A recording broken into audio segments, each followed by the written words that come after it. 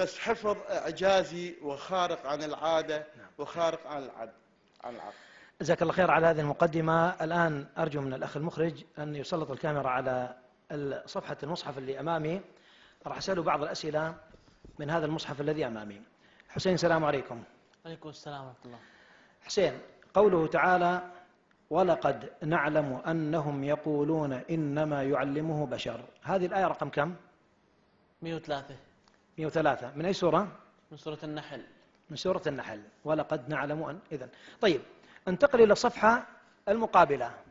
شو تجي في السطر الأول من الصفحة المقابلة؟ أي آية تقابلها؟ 111 سورة النحل، اللي هي يوم تأتي كل نفس تجادل عن نفسها. الصفحة اللي بعدها يظلمون.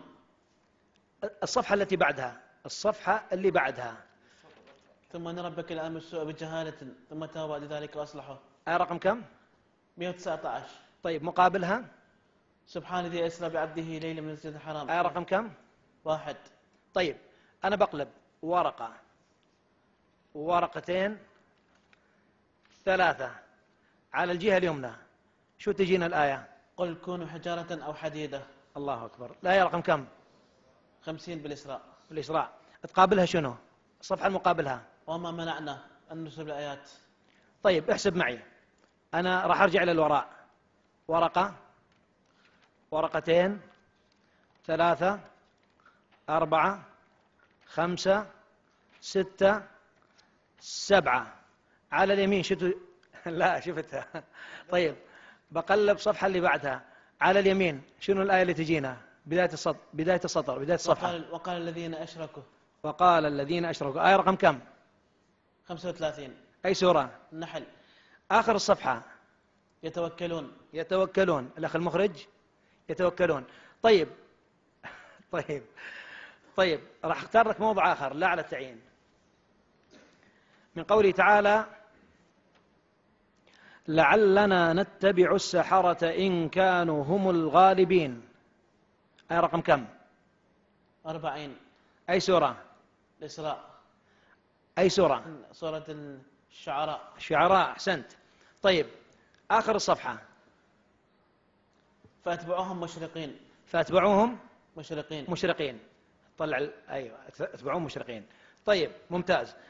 احسب معي. ورقة، ورقتين، 3.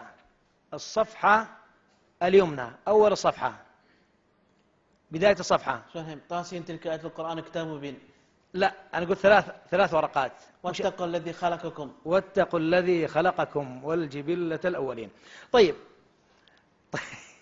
طيب، الأخ المخرج، حسين، أريدك هذه الصفحة راح أطلع لك صفحة لا على التعيين، وأريدك تقرأ لي الكلمات اللي في رؤوس الآية.